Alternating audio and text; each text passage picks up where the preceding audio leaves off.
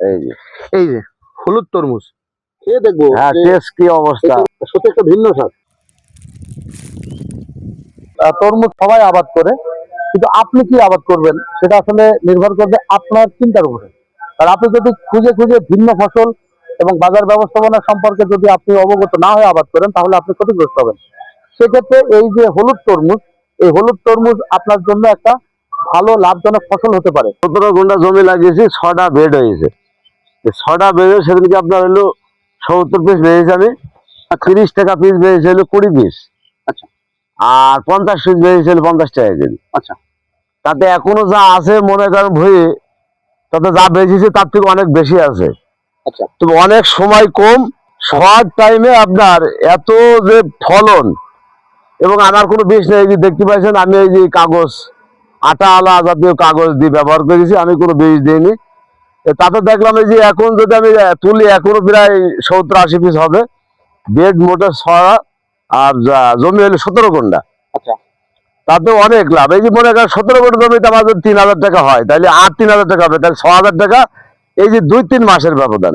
আবার এখন তো শেষ হলে হওয়ার পরে তো আবার তো লাগাবেন। হ্যাঁ, আবার এখন লাগিয়ে ফেলবো। আচ্ছা। এখন আবার লাগাবো, আবার মনে করেন ওই দেখা যাচ্ছে কপি লাগার আগ পর্যন্ত, এই ভাদ্র মাস পর্যন্ত আবার একটা ফসল এটি আবার হয়ে যাবে। তার মানে আপনি একটা সিজনে দুইবার হ্যাঁ দুইবার করবো এই বানে। এটা কতদিনে ফুল এসেছিল, ফল এসেছিল, এবং কতদিনে আপনি এটা তুলে বিক্রি করতে পারলেন? 45 দিনে আপনার ফল শুরু হয়ে গেছে। আচ্ছা। লাগানি থেকে 45 দিনের ভেতরে ফল শুরু হয়ে গেছে। আপনি বিক্রি করছেন? বিক্রি করছে আপনার হলো 2 মাস। 2 মাস পরে 60 দিনে বিক্রি শুরু করেছি আমি। আচ্ছা আচ্ছা। তাতে এই যে আর মনে করেন আর 20 দিন থাকবে, গড়ে 70 দিনে আমার হলো বেচা কেনা সারা লাগাইন থেকে। আবার লাগাবেন, আবার লাগাবো, আবার হবে। মালচিং করছিলেন তাই না? হ্যাঁ, মালচিং করছিলাম।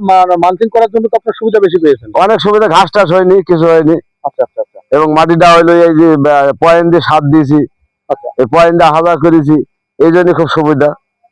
আচ্ছা আচ্ছা আচ্ছা।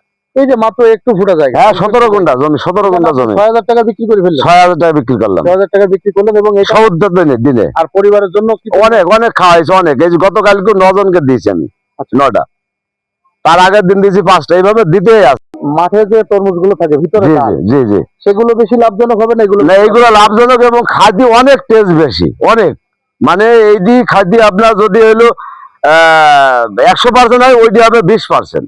মানে এত কম বেশি, আমি নিজেও কিনে খাইছি, এত স্বাদ নাই।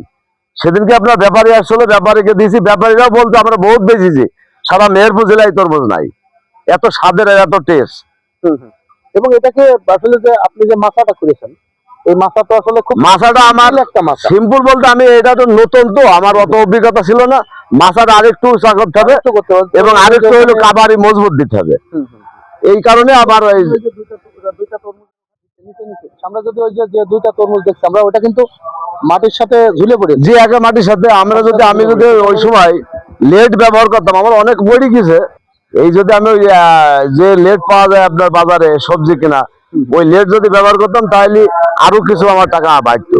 অনেক পড়ে গেছে আমার তরমুজ। এর উপরে কি দিয়েছেন? এর উপরে আপনার একটা জাল লেট দিয়েছি, নাইলনের একটা লেট।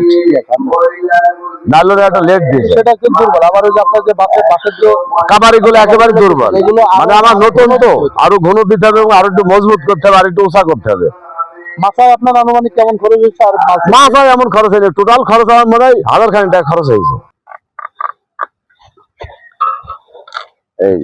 এই যে হলুদ তরমুজ, ভিতরে খুব টেস্ট, চরম টেস্ট। হলুদের কারণে কিন্তু এর বাজার চাহিদা বেশি। আর বিশেষ করে আমাদের দেশের অনেক সুপার শপে এবং রাজধানী ঢাকায় বিভিন্ন জায়গায় কিন্তু অনেক দামে বিক্রি হয়, এবং লোকালি আসলে স্থানীয়ভাবে এর চাহিদা তেমন নাই। চাহিদা তৈরি হতে হয়তো একটু সময় লাগবে। মে, জুন, জুলাই এই সময়গুলোতে তরমুজটা আসলে পাওয়া যাবে, এবং আবাদযোগ্য সময়।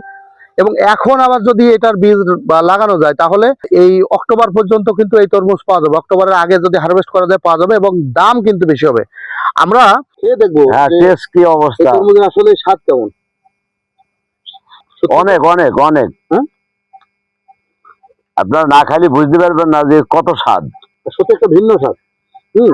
এই ভিন্ন স্বাদের কারণে মানুষ কিন্তু এটা খুঁজবে, যারা একবার এটা খাবে তারা আবার বারবার তারা খাওয়ার জন্য আগ্রহ প্রকাশ করবে। কারণ লাল তরমুজ সব জায়গায় পাওয়া যায়, সবখানে পাওয়া যায়। এই তরমুজের উপরে সবুজ, সাদা সবুজ, ভিতরে কিন্তু